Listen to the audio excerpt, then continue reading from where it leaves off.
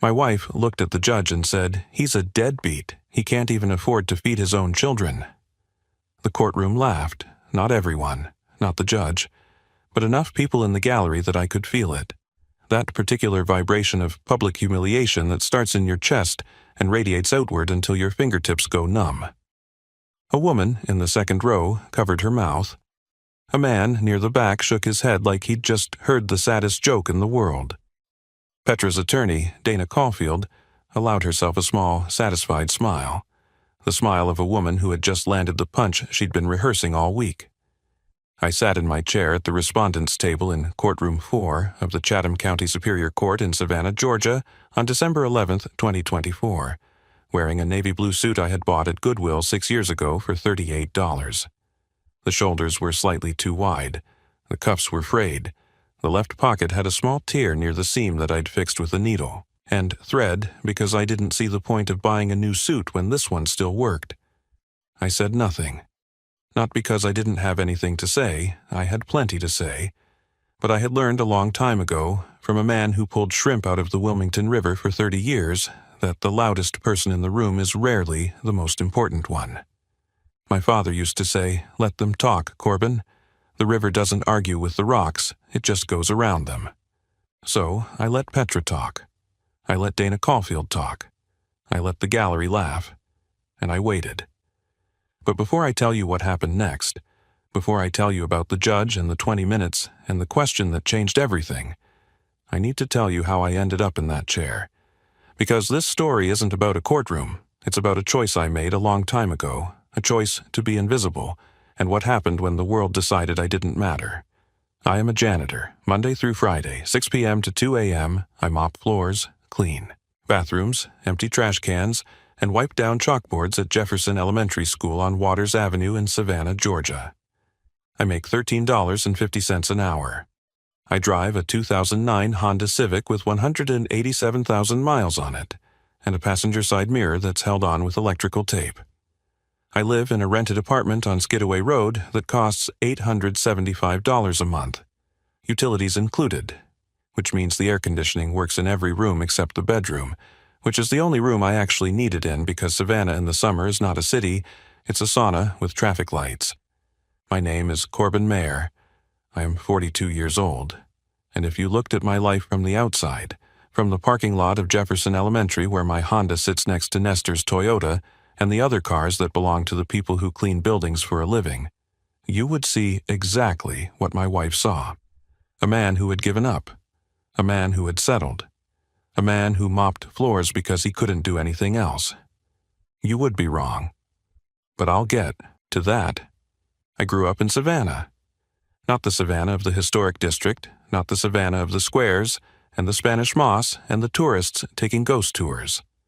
I grew up in the other Savannah, the Savannah south of Victory Drive, where the houses are small, and the driveways are cracked, and the nearest grocery store is a 20-minute bus ride away.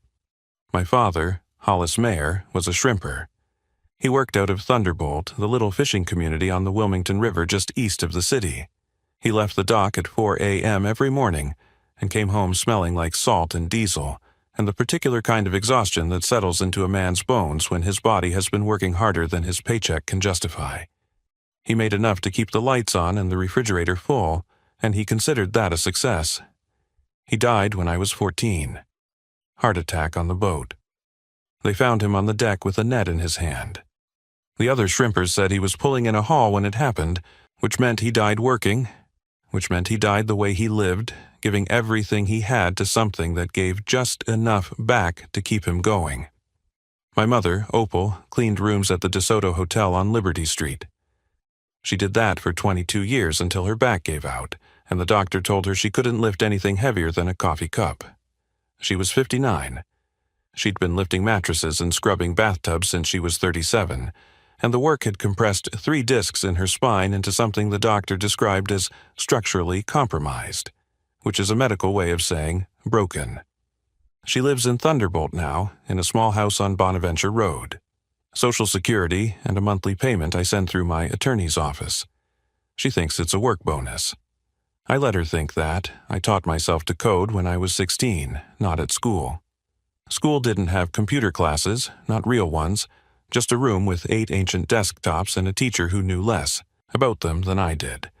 I learned at the Live Oak Public Library on Bull Street. Every afternoon after school, I took the bus downtown, sat at a library computer, and taught myself.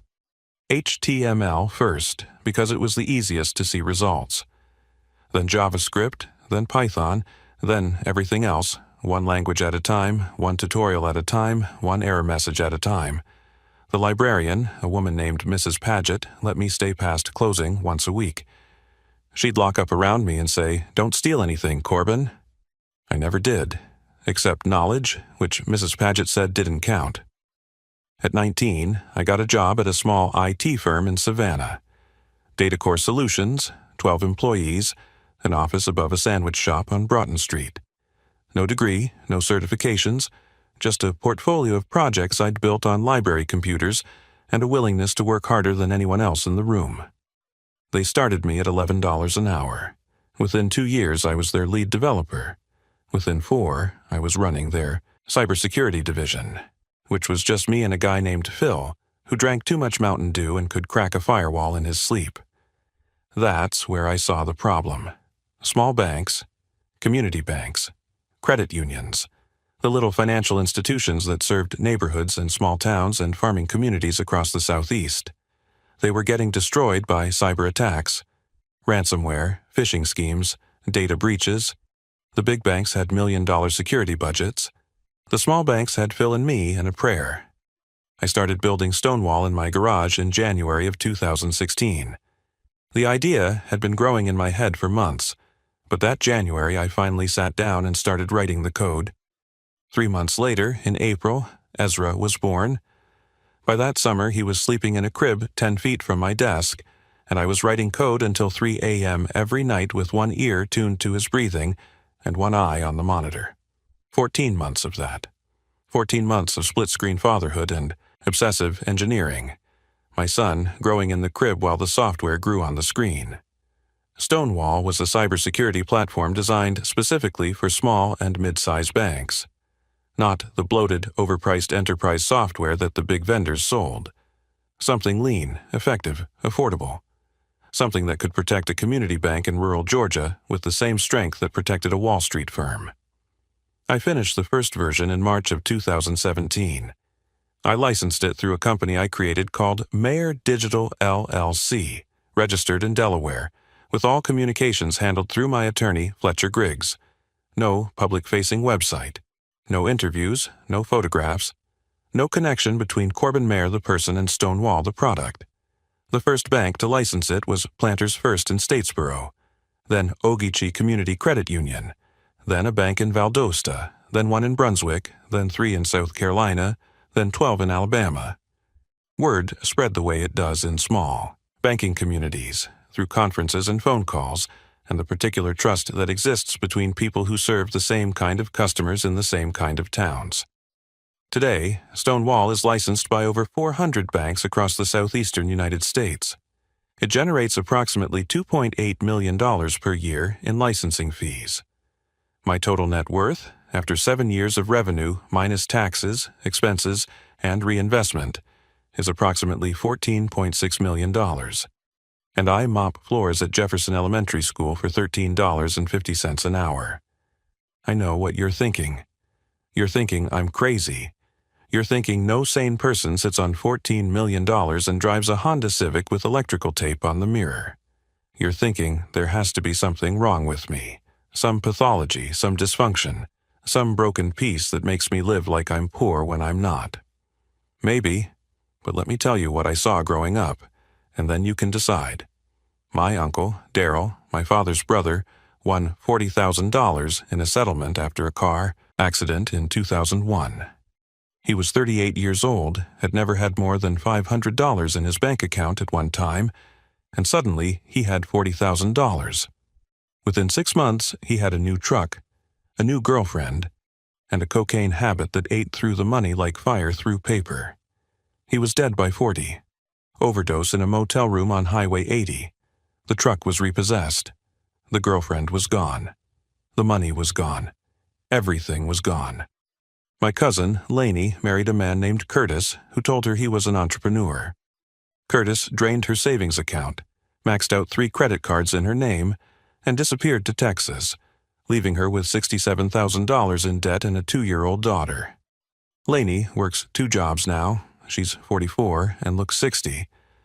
And my father, the happiest man I ever knew, a shrimper who never had more than a few $1,000s to his name, who wore the same boots until the soles separated from the uppers, who considered a good day one where the catch was big and the engine didn't quit.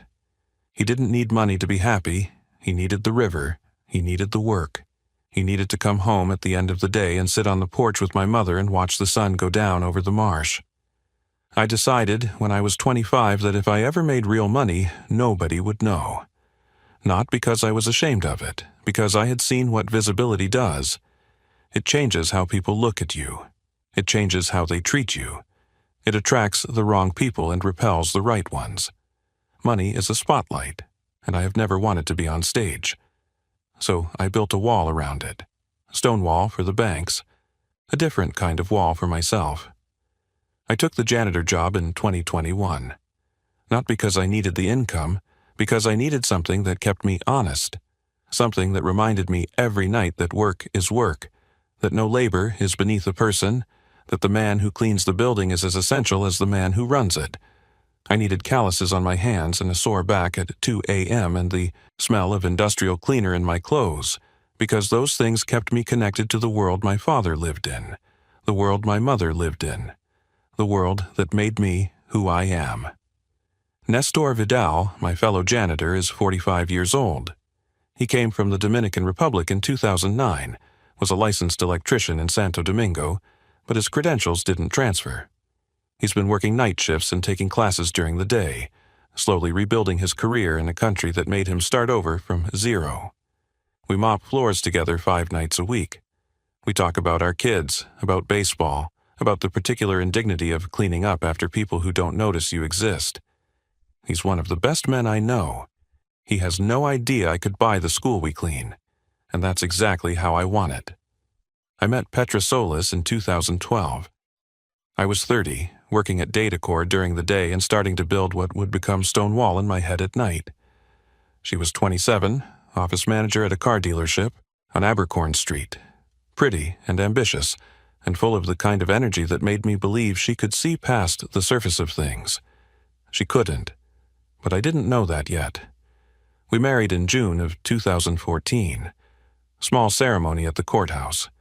I was already making quiet money from some freelance cybersecurity work, but I kept it separate, routed through Fletcher's office, invisible. Petra knew I was into computers, but didn't understand what that meant and didn't particularly care.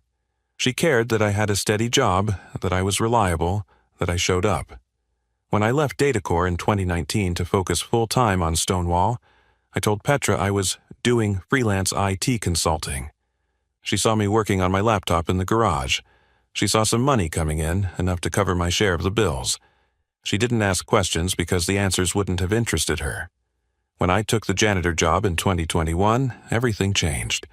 "You're going to be a janitor?" She said it like I told her I was going, to become a professional clown. It's honest work. It's $13 an hour, Corbin. I make $52,000 a year. You're going to mop floors while I pay the mortgage? I'll cover my share. Your share? Your share of what? This life? This nothing life in this nothing house with this nothing car? She gestured at the Honda in the driveway. I didn't sign up for this. What did you sign up for? More. I signed up for more. The contempt grew from there. It wasn't sudden, it was geological. Layer by layer, year by year, the sediment of her disappointment built up until it formed a wall between us that no conversation could penetrate. She stopped introducing me to her coworkers. When people asked what her husband did, she said "it" because janitor was a word she couldn't bring herself to say out loud. She started coming home later, spending time with her colleagues at the dealership, particularly her boss, a man named Ryland Ott, who drove a BMW and wore watches that cost more than my car. I don't know if she slept with Ryland. I didn't investigate. Didn't install cameras. Didn't check her phone. That's not who I am. But I saw the way she talked about him. The admiration in her voice. The comparison in her eyes every time she looked at me and saw a janitor where she wanted to see a man like Ryland. She filed for divorce in September of 2024. I wasn't surprised. I had watched it coming the way you watch weather build on the horizon. Dark clouds stacking, the air going still, the pressure dropping. You know the storm is coming. You can't stop it. You can only decide how you're going to stand in it. She wanted the house. She wanted full custody. She wanted child support. She wanted alimony. And she wanted me to know, in explicit, public, unmistakable terms, that I was less than her, that I had failed as a provider, as a husband, as a man. She hired Dana Caulfield. Dana was 44, aggressive, built a career on what she called equalizing the financial power dynamic in divorce, which was a polished way of saying she took everything she could get from husbands and gave it to wives. She was good at it. She was expensive. And she looked at me across the courtroom the way a hawk looks at a field mouse. I represented myself. Fletcher Griggs begged me not to. Corbin, this is insanity. You're walking into a custody hearing without counsel. You have $14.6 million. Hire a lawyer. I don't need a lawyer, Fletcher. I need the judge to see who I am. Who you are is a man in a Goodwill suit representing himself against one of the most aggressive family law attorneys in Savannah. Exactly. That's who I want the judge to see, for now. And when do you want the judge to see the rest? When it matters. Fletcher was quiet for a moment. You're playing a long game. I've been playing a long game for 7 years, Fletcher. This is just the last move. Here's what I asked Fletcher to do. 2 days before the hearing, he submitted a sealed financial disclosure to the court through proper legal channels. The disclosure contained everything. Mayor Digital LLC, Stonewall's licensing agreements, revenue statements, trust account balances, investment portfolios, tax returns for the past 7 years, all verified by an independent forensic accountant Fletcher had retained. All filed under seal due to proprietary business information and trade secret protections. The judge would have it. The judge would review it. And when the time came, the judge would know exactly who was sitting in that Goodwill suit. December 11th, 2024. Courtroom 4. Judge Emmett Lavelle presiding. Judge Lavelle was 62, former Marine, 18 years on the bench, the kind of judge who ran his courtroom the way a captain runs a ship, with absolute authority and zero tolerance for theater. He had a reputation for fairness that even the attorneys who lost in his courtroom respected. Dana Caulfield presented Petra's case first. She was polished, efficient, devastating. Your Honor, the petitioner, Petra Mayer, is the primary financial provider for this family. She earns $52,000 per year as an office manager, maintaining stable employment for over 6 years. The respondent, Corbin Mayer, is employed as a night janitor at Jefferson Elementary School, earning approximately $28,000 per year. He drives a vehicle that is 15 years old with nearly 200,000 miles. He resides in a rented apartment. He has disclosed no savings, no investments, no retirement accounts, and no assets of any kind. While she paused for effect. The respondent cannot provide the standard of living these children deserve. The petitioner requests primary custody, child support consistent with the respondent's income, and spousal maintenance to offset the financial disparity. Then, Petra took the stand. Dana walked her through the questions, each one designed to build a portrait of a failed husband. Mrs. Mayer, can you describe the respondent's contribution to the household income? He makes $13.50 an hour mopping floors at an elementary school. I've been carrying this family financially for years. And the respondent's career trajectory, has he made efforts to advance his employment? No. He had a decent IT job and he quit to become a janitor. I begged him to find something better. He refused. In your view, is the respondent capable of providing for your children? That's when she said it. She turned slightly toward the gallery, toward the people watching, and delivered the line she had probably practiced in front of her bathroom mirror that morning. He's a deadbeat. He can't even afford to feed his own children. The gallery reacted. Snickers, head shakes, whispers, Dana Caulfield's small smile. The woman in the second row covering her mouth. I sat in my Goodwill suit and said nothing, Judge Lavelle wrote something on his notepad. Then he looked at me. "Mr. Mayor, would you like to cross-examine the witness?" "No, Your Honor. Would you like to make a statement?" "Not at this time, Your Honor." Dana Caulfield looked surprised. She had expected me to argue, to defend myself, to give her ammunition for rebuttal. My silence confused her. It confused the gallery. It confused Petra, who looked at me from the witness stand with something between satisfaction and suspicion, like a hunter who had caught something too easily. Judge Lavelle glanced at his clerk, a brief exchange of eye contact. The clerk nodded slightly. "The court will take a 20-minute recess," Judge Lavelle said. "I need to review a matter in chambers." He stood. Everyone stood. He disappeared through the door behind the bench, and the courtroom erupted in whispered conversation. Petra leaned over to Dana. "What's happening? Why is he stopping?" "I don't know. Could be anything. Don't worry. We're in a strong position." They were not in a strong position. They just didn't know it yet. 22 minutes later, Judge Lavelle returned. The courtroom went quiet. He sat down, adjusted his glasses, and looked at the room with an expression I recognized. It was the expression of a man who had just learned something that changed his understanding of everything he'd heard in the last hour. "Before we proceed," he said, "I'd like to address a sealed filing that has been submitted to this court and independently verified." He turned to me. "Mr. Mayor, I've reviewed the financial disclosure submitted on your behalf by Fletcher Griggs, Esquire, of Charleston, South Carolina. Do you confirm the contents of that filing?" "I do, Your Honor." "And you authorize the court to discuss relevant portions with the opposing party?" "I do." Judge Lavelle turned to Petra and Dana Caulfield. "Counsel, I'd like to see both parties in my chambers. Now." Dana Caulfield stood up, buttoning her jacket with the practiced calm of an attorney who wasn't sure what was happening but didn't want the courtroom to see her uncertainty. Petra stood too, smoothing her skirt, glancing at me. I stood and followed them through the door into the judge's chambers. The room was wood-paneled, lined with law books and framed military commendations, a desk cluttered with files, 4 chairs arranged in a semicircle. Judge Lavelle sat behind his desk. We sat in front of it. The door closed. "Ms. Caulfield," Judge Lavelle said.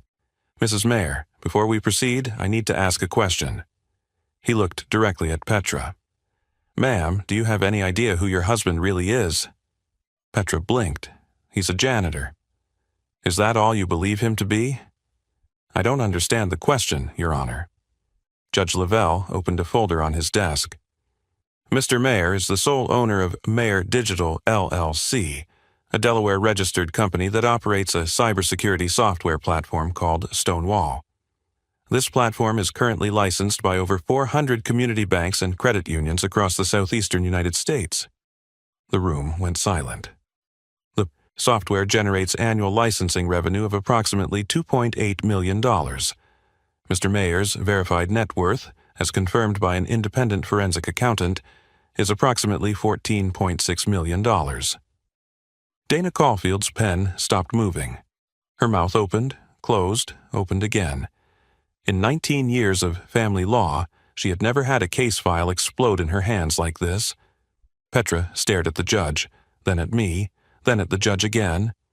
Her face was cycling through emotions the way a slot machine cycles through symbols: confusion, disbelief, shock, and then something darker.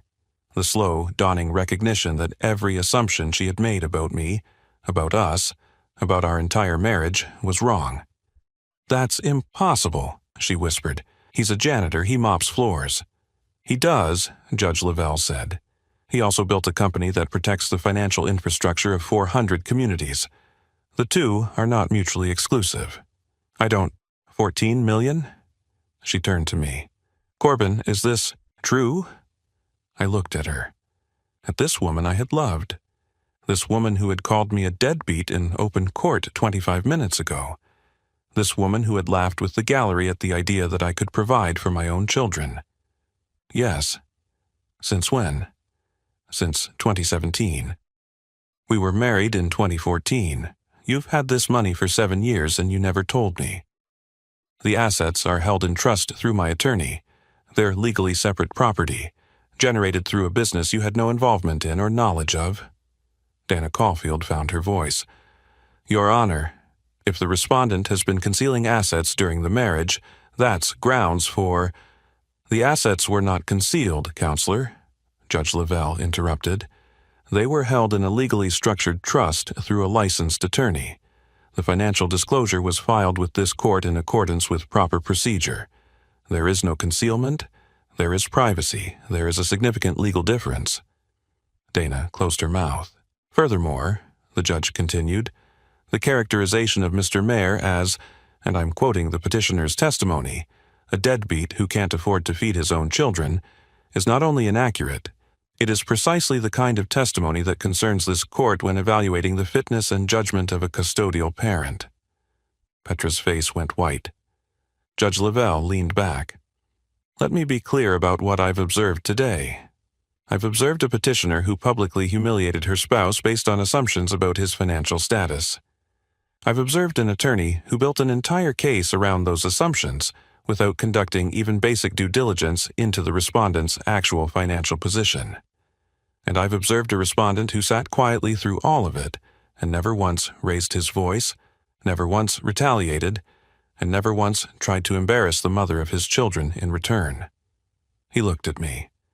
Mr. Mayer, would you like to make a statement now? I stood, not because the court required it, but because my father taught me that when you have something important to say, you stand up and say it. Your Honor, I don't want to punish my wife. I don't want to humiliate her or take her children from her. Ezra and Posey love their mother, and they need her in their lives. I paused, felt the weight of the next words before I spoke them. I chose to live the way I live because I believe a man's worth is not determined by his car or his clothes or his bank account. I wanted my children to see their father work, not manage, not delegate, work. I wanted them to understand that the man who mops the floor is as valuable as the man who owns the building. I wanted them to grow up without the weight of money shaping who they become, because I've seen what that weight does to people who aren't ready for it. I looked at Petra. She was crying now, quietly, the kind of crying that comes from shame, not sadness. I'm asking for shared custody, Your Honor, 50-50. I have the means to provide for my children. I always have. But more than that, I have the desire to be present for them the way my father was present for me, every morning, every night, every moment I can get. Judge Lavelle was quiet for a long moment. Then he nodded. This court will award joint custody, 50-50, effective immediately. Child support will be calculated based on both parties' actual incomes, including the respondent's business revenue, at the standard percentage. No alimony is awarded, as the financial disparity clearly does not favor the petitioner. He paused. The marital home will be sold and proceeds divided equitably.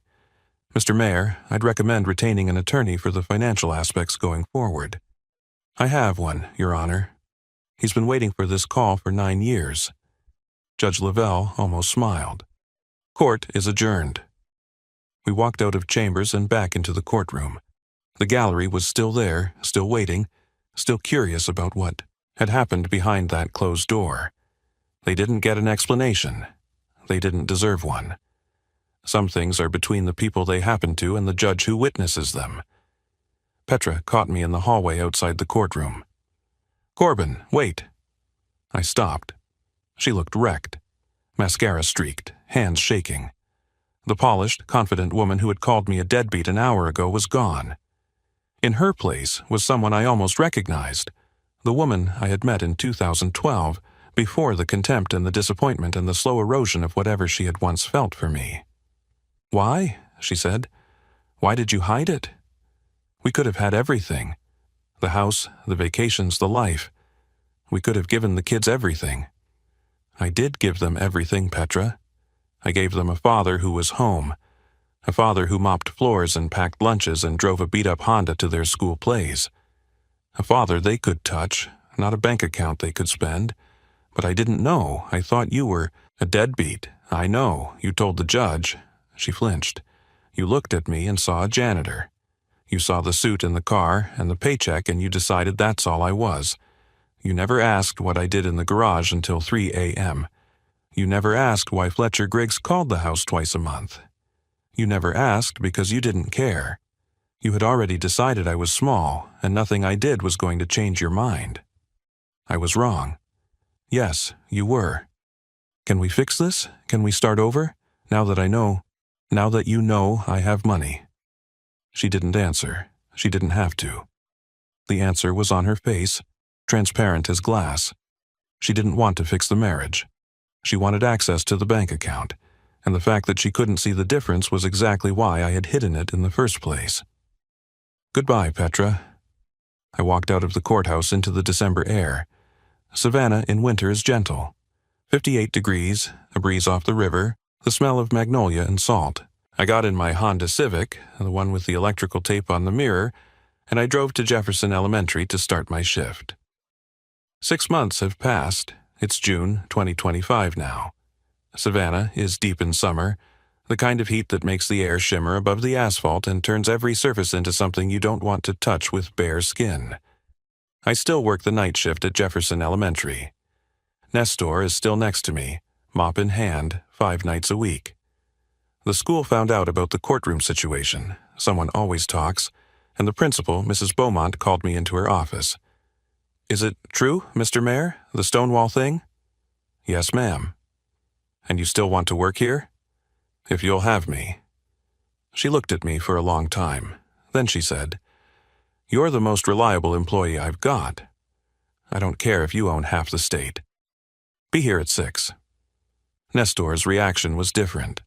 The local news ran a brief piece about the courtroom reveal, just a 2-minute segment, no cameras, no interviews, but enough that people who knew me connected the dots. Nestor confronted me during our break, both of us sitting on overturned buckets in the supply closet eating sandwiches. You're a millionaire, apparently, and you mop floors. Somebody's got to. You're out of your mind, Corbin, you know that, right? Probably. He shook his head, took a bite of his sandwich, chewed slowly. Then, you're still taking the second-floor bathrooms tonight. Wouldn't have it any other way. Nothing changed between us. That's the thing about Nestor. He's the same person whether you're rich or poor, and he expects the same from you. That's why he's one of the best men I know. Ezra is 9 now, Posey is 5. They spend half their time with me, half with Petra. The arrangement works. It's not perfect, nothing is, but it works because I make it work. Because I show up, because I am present the way my father was present. I started teaching Ezra to code. Saturday, mornings, my kitchen table, an old laptop I bought used for $120. He doesn't know he's learning the same language his father used to build a company worth millions. He just thinks it's a game. Make the character move. Make the color change. Make the computer do something it wasn't doing before. Dad, look, I made it draw a circle. That's great, buddy. Now make it draw 10 circles. How? That's the fun part. Figure it out. He furrows his brow the same way I used to at the library on Bull Street. 16 years old, staring at a screen, trying to make the machine obey. The same concentration, the same stubborn refusal to quit. Posey sits next to us and draws pictures of cats with crayons. She doesn't care about coding, she cares about cats. And that's fine, she'll find her thing. I'll be there when she does. Petra has adjusted, slowly, painfully. The divorce humbled her in ways I don't think she expected. The woman who walked into that courtroom believing she was the success, and I was the failure, walked out, understanding that she had spent 10 years measuring the wrong things. Whether that understanding changes her, I don't know. That's her journey, not mine. She called me last week, not about the kids, not about logistics, just to talk. Do you remember the night Ezra was born? She asked. Of course. You stayed up all night, not because he was crying, because you were watching him breathe. You sat in that chair next to the crib and just watched him breathe for 6 hours. I remember. Why? Because I couldn't believe he was real. I couldn't believe something that perfect existed, and it was mine, and nobody could take it away. She was quiet for a long time. I think that's when I should have known. Known what? That you were never a small man, Corbin. I just couldn't see it. My mother came over for dinner last Sunday. I made shrimp and grits, my father's recipe, the one he learned from his father, who learned it from a man on a dock in Thunderbolt 60 years ago. Ezra helped me peel the shrimp. Posey set the table, putting the forks on the wrong side because she's 5 and forks don't have sides yet. My mother sat at the kitchen table watching us. She's 67 now, smaller than she used to be, bent from 22 years of lifting hotel mattresses, but her eyes are sharp and her smile is the same one I've known since I was born.